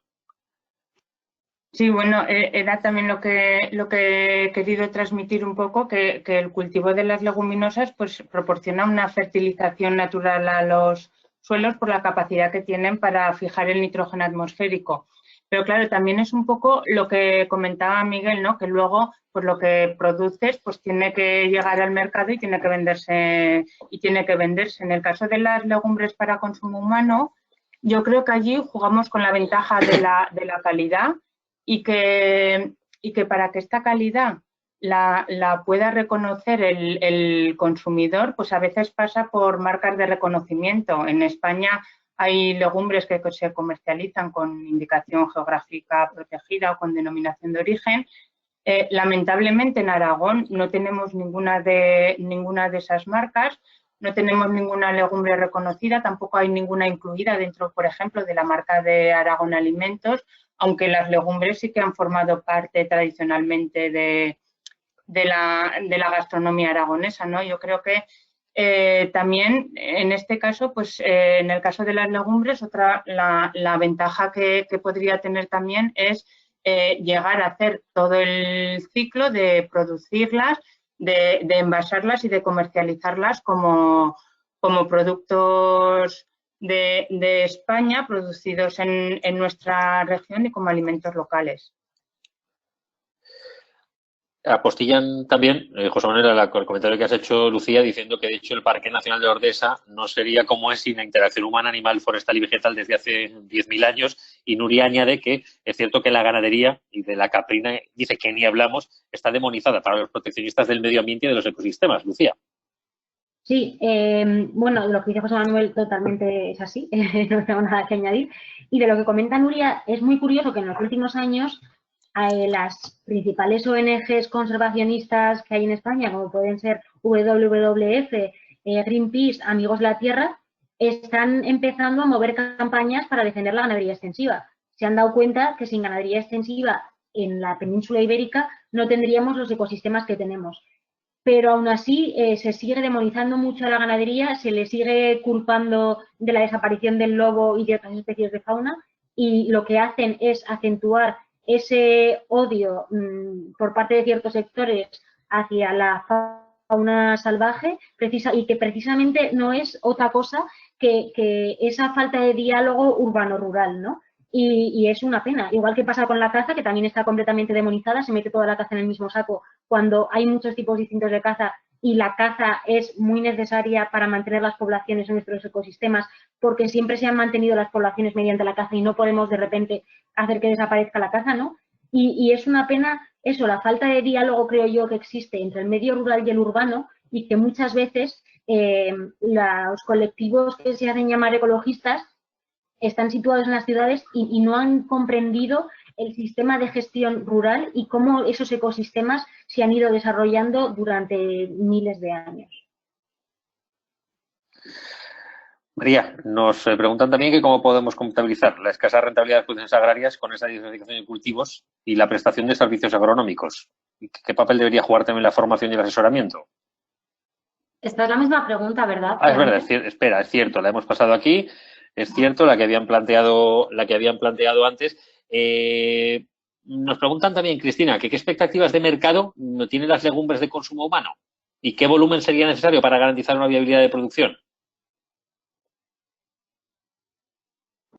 Bueno, yo en eso tampoco sé dar números exactos. Sí que hemos hecho, por ejemplo, con la judía de Muniesa, con la que sí que hemos hecho ensayos productivos y de consumidores, sí que hemos visto que esa demanda existe, que los consumidores estarían dispuestos a comprar esas legumbres autóctonas de la zona. Y ya, bueno, por ejemplo, en el caso en estas primeras fases, pues a veces se plantea como un apoyo a la economía familiar, un apoyo a la economía más que vivir exclusivamente de las legumbres, pero y luego ya pues es ir viendo cómo va funcionando y cómo se van incorporando en el mercado.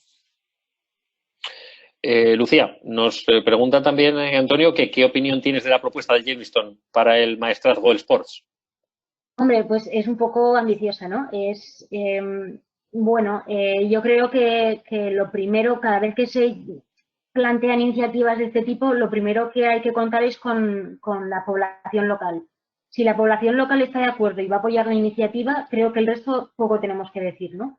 Pero creo que a nivel local hay muchas alternativas, que el maestrazgo ofrece multitud de oportunidades para la ganadería extensiva, que ha sido una de las actividades tradicionales. Y creo que el dejar de lado la ganadería extensiva para favorecer la cría de bisontes, pues igual no es la mejor alternativa para el maestrazgo, pero todo depende de la población local. Mientras sea un proyecto que se desarrolle con la población local y la población local esté de acuerdo, creo que los demás poco tenemos que decir. Ahora bien, me parece que no es el caso, que la población local no ha sido muy tenido en cuenta a la hora de lanzarse este proyecto. Cristina, otra pregunta. En las leguminosas cultivadas en Aragón nos preguntan si se conocen ya las cepas de bacterias autóctonas. Preguntan también que si están siempre presentes y que si habría necesidad de inocular las semillas. Bueno, en el caso de las legumbres para consumo humano no hay necesidad de inocularlas porque ya están presentes en el suelo.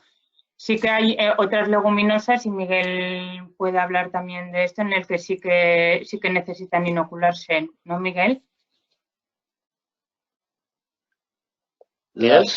Sí. Lo que ha dicho Cristina, sí, correcto. Sí, la soja necesitas, sí, no tiene inóculo, tienes que inocular. Hay un inóculo específico de la soja que tienes que inocular. De hecho, es una necesidad obligatoria para poder fijar nitrógeno atmosférico. En el caso de las legumbres para consumo no hace falta. No, ni siquiera, bueno, de acuerdo. Y el tema de alfalfa, en el caso de la soja, no. En el caso de la soja, no. Que habría que inocular, me refiero. Sí, María, no sé. María, que levantabas la mano, María. Que bueno, que en relación a este tipo de inóculos que muchas veces han dejado de estar presentes dentro de los inóculos que de forma autóctona estaban en nuestros suelos, por eso la soja en este caso, la soja, porque además es en el caso concreto de la soja que tiene un inóculo comercial que, bueno, pues que tienen una alta dependencia especie inóculo. Sería necesario comprobar en cada temporada la efectividad de esos inóculos, porque muchas veces, bueno, pues por las condiciones de almacenamiento, por el modo en el que se han conservado, no son efectivos y se compran pensando que sí. Que en colaboración con algunas cooperativas se hace desde diferentes entidades como es la universidad. Y luego también tener en cuenta, que esto a mí me encanta contarlo porque muchas veces no se tiene en cuenta, que es que a veces pues vas con el agricultor y sacas los guisantes y ves los inóculos, ¿no? O sea, ves el rizo bien formado y fíjate, pues estoy fijando nitrógeno, luego lo tendré en cuenta y pues dejaré de echar tanto y luego no sé qué. Y luego muchas veces abres esos inóculos y es que están blancos y no están fijando nitrógeno, porque ya hay suficiente nitrógeno en el suelo, con lo cual hay que sacar la navaja, abrirlo y ver si está marrón. Si está marrón, está fijando nitrógeno, si no, no. Y eso es importantísimo, porque muchas veces fertilizamos sin tener en cuenta que lo que queremos es que esa simbiosis sea efectiva, y no lo es. Sí, o utilizas a lo mejor excesiva fertilización para cuando utilizas el inóculo y lo que haces es desactivar precisamente que trabaje el inóculo específico para esto. Entonces, yo creo que es un poco el tema del desconocimiento o sea, lo que es realmente un inóculo y la forma de trabajar. Lo que evidentemente es necesario, nos vamos en las experiencias y lo que comentabas antes, María, es decir, pues el inóculo es un ser vivo, de alguna manera se desactiva con el calor, las inoculaciones que se están haciendo, a ver, hay mucha historia con todo esto, con toda esta cosa, es decir, los líquidos, los sólidos, es decir, que está claro que tienes muchos problemas que hay que conocer o sea, que son todos diferentes, pero que la manera de actuar es muy complicada. Las tienes que mantener en frío, con una cadena, mantener la temperatura, etcétera, etcétera. Entonces, yo creo que está el aspecto de que sea un inóculo adaptado, o sea, que sea el adecuado para la especie y luego que las condiciones sean las adecuadas para que funcione. Que no se desactiven, que no tengan un tema de temperatura, que luego tengan eso, que tengan un manejo adecuado y que no haya una fertilización o una sobrefertilización que les comentaba antes, pues que lo inactiven, que hay que abrirlos, que hay que ver el estado rojo de o sea, es decir, que tienes que ver, que están formados, pero que están activos de alguna manera. Eso está claro. Lucía, nos dice Nuria, dice en el chat, les invitamos a que, aunque nos queda poquito rato, aunque pueden seguir enviando las preguntas, dice Nuria, Lucía, que ve que en la agricultura pasa lo mismo que en veterinaria, que a veces se trata sin ser necesario. Sí, es totalmente cierto. En veterinaria, pues muchas veces se previene, se hacen tratamientos al rebaño o al conjunto y muchas veces no es necesario, ¿no? También es verdad que un problema, no sé si pasará lo mismo en la agricultura, me temo que sí, un problema que ha sufrido mucho la ganadería con la desaparición de las oficinas de extensión agraria es que quien asesora ahora son las empresas de nutrición, las empresas de fármacos. Entonces, claro, las empresas te asesoran, pero quieren que gastes su producto. Entonces, también ese es un gran problema que ha padecido la ganadería, ¿no? Que te asesoran quienes te venden luego los fármacos y entonces muchas veces se utilizan tratamientos que no son necesarios. Hemos hablado antes de inóculos activos. María, nos preguntan que si eso quiere decir que cada uno puede generarse su propio banco, o que si son bancos generales, como los bancos de germoplasma, que si esto tiene que ver con la agricultura regenerativa, porque además nos cuenta que una de las experiencias de esta semana está relacionada además con la agricultura regenerativa. No, bueno, vamos a ver, yo no he entrado a hablar tampoco ni de tema, o sea, no he dicho agroecología como tal, porque sé que va a haber una jornada específica de eso, y también de agricultura regenerativa como tal, porque creo que también con Lucía daría mucho para hablar de tema de pastoreo racional, ¿no? Porque muchas veces agricultura y ganadería tienen sus discusiones porque, bueno, pues unos no respetan a otros en según qué casos y eso se ha visto claramente en muchas explotaciones de Aragón. Entonces, por desvincular esto que hablábamos de los bancos de inóculo de la agricultura regenerativa, ¿no? O sea, que son independientes, que habrá gente que aplique prácticas de agricultura regenerativa que también tenga en cuenta estas de inóculos nativos y gente que a nivel de bancos de inóculos nativos es fácil de hacer y lo único que lleva tiempo hasta que consigues purificar un consorcio de microorganismos que funcione y que tenga sentido aplicar en tu suelo. Además, no es fácil a nivel extensivo. A nivel extensivo, pues yo le doy muchas vueltas porque al final, pues bueno, sería lo suyo y se tiene que poder, pero es más sencillo a nivel, pues por ejemplo, en explotaciones hortícolas, ¿no? Por ejemplo, donde es más fácil aplicar luego el inóculo. Yo, vamos, la humilde experiencia que tengo con el tema es la que aprendí con Mari Carmen Jaime Vega, que es una investigadora del Instituto Canario de Investigaciones Agrarias, es mi directora, una de mis directoras de tesis, y allí trabajan mucho con este tipo de bancos de inóculo, pues lo que hacen es simplemente a través de muestras de suelo de una explotación, las siembran con cultivos trampa que sean muy micotróficos, o sea, que sean muy susceptibles de ser micorrizados, como por ejemplo el sorgo, y haces crecer en ese suelo. Entonces, a través de cultivos sucesivos de sorgo, que además tiene capacidad de rebrote, con lo cual es fácil hacer 2 ciclos seguidos en un macetero grande, pues tú vas purificando el inóculo, extrayendo el sorgo, cortando las raíces que están micorrizadas con diferentes tipos de micorrizas de ese suelo y volviendo a hacer crecer sorgo en ese suelo. Al final vas ampliando tu inóculo, el volumen de suelo con raíces que luego puedes aplicar a los cultivos en semillero o en el propio suelo cuando haces los trasplantes. Y de hecho trabajamos con esto en varias huertas de Huesca el año pasado con un proyecto y bueno, pues lo único es que es a largo plazo, pero vamos, sí que se puede trabajar en ello. Sí.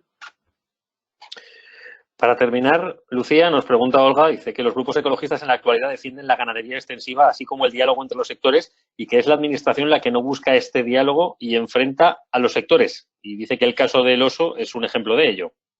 No sé qué opinas de esto. Los principales grupos ecologistas en España es cierto que defienden la ganadería extensiva. Eso lo he dicho antes. Ahora bien, lo de que defienden el diálogo, hay quien lo defiende más, quien lo defiende menos y sobre todo, bueno, los colectivos ecologistas tienen su idea y tampoco buscan el ponerse en la piel del otro en algunos casos. Hay casos de organizaciones que lo están haciendo mejor, ¿no? Y otros que lo están haciendo peor.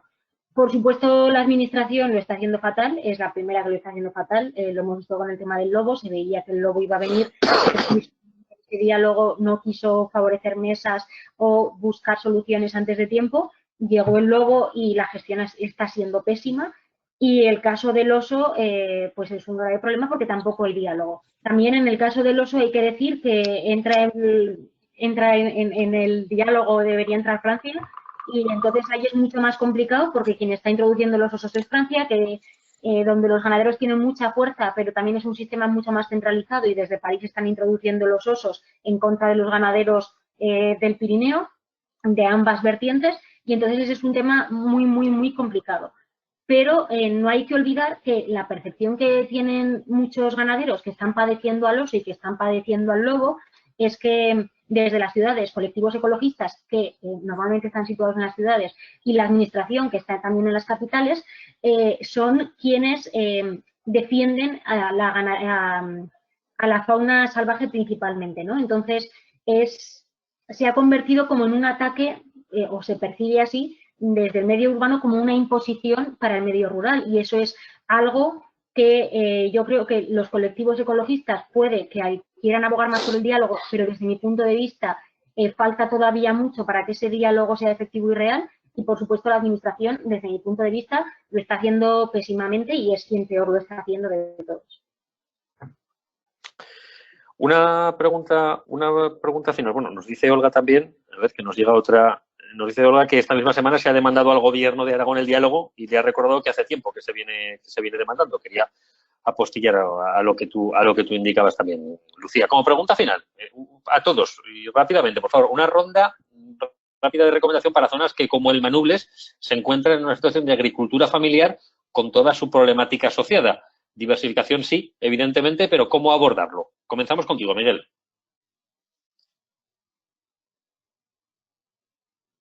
¿Sí? El micrófono. Ahora el micrófono, Miguel. Ya me supera el día, perdón. Entiendo que primero conociendo la propia situación en este caso, es decir, conociendo los recursos que tienen y viendo las posibilidades que tienen. Yo supongo que en un principio estamos hablando, y es una de las cosas que yo creo que lo hemos comentado, pero quizás no hemos incidido, es buscar agricultura de valor no solamente económico, sino, como lo habéis comentado, de valor social, de transformación propia, de creación de estructuras comerciales cercanas. Yo creo que eso lo vamos a ver mucho ahora.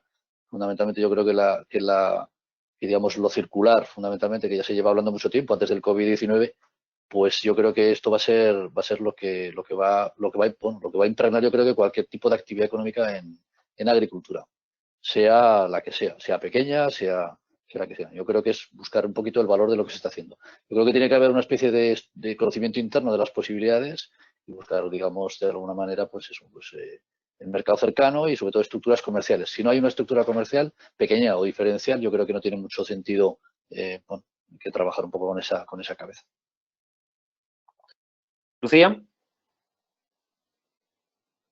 Sí, yo creo que la clave está en producciones de pequeño tamaño, ¿no? En producciones familiares y en combinar tanto agricultura como ganadería. Que haya quien se dedique o se especialice más a la parte de agricultura, como ya están haciendo, sobre todo con el tema de frutales, y que luego la ganadería también ofrece muchas posibilidades, incluso la combinación entre frutales y ganadería, ¿no? Se está viendo mucho en tema de agricultura de conservación también, esa combinación. Entonces, bueno, yo creo que tampoco hay que inventar nada nuevo, sino ver lo que se ha venido haciendo tradicionalmente y retomar pues los cultivos tradicionales, la ganadería tradicional y apostar por las variedades locales y las razas autóctonas que son las mejor adaptadas al territorio. Y el Manubles es un valle con unas características bastante peculiares, o sea que yo tiraría por ahí. Cristina. Sí, bueno, un poco al hilo de lo que comentaba Lucía, pues sí, diversificar e intentar introducir pues cultivos que tengan un valor añadido en la zona y que tengan algún tipo de posibilidad de mercado este año. Vamos a intentar introducir variedades locales, vamos a dentro del proyecto del Manubles vamos a hacer ya las primeras pruebas con variedades de tomate y de judía. Y bueno, yo creo que es un primer paso para ver la posibilidad que tiene el incorporar estas variedades dentro de la diversificación de cultivos, pues un poco pues lo que comentaba Lucía, ¿no? Que incluyan los frutales, las hortalizas y bueno, y también la ganadería. Terminamos contigo, María. Vale. Yo, bueno, la verdad que pienso en el Manubles y pienso en el Valle del Jiloca, que mi pueblo está allí, ¿no? Y pensando en apostar por los cultivos autóctonos y variedades tradicionales, hemos visto todos cómo se han arrancado en mi zona, pues, viñas centenarias, ¿no? Apostando porque finalmente en Aragón sean X empresas las que se queden con la viticultura. Hemos visto vaciarse pueblos. Yo creo que la suerte que tenéis en el Manubles es esta actividad que está. Yo es que flipo de ver cómo os movéis, entonces tenéis que aprovechar que sois gente activa, gente movida, que por lo que yo veo no se vacía al mismo ritmo que otros lugares y sobre todo lo que intentéis hacer, intentar hacerlo juntos, ¿no? Trabajar en equipo, más gente para intentar que tenga un recorrido mayor todo. No sé, también pues desde la universidad nos prestamos a colaborar en lo que sea y yo personalmente en temas de actividad biológica de suelos que puedan aportar cualquier valor añadido a lo que hagáis. Gracias. Bueno, pues lo tenemos que dejar aquí. Os recordamos que el próximo jueves también a las 6 de la tarde habrá otro nuevo diálogo que hablará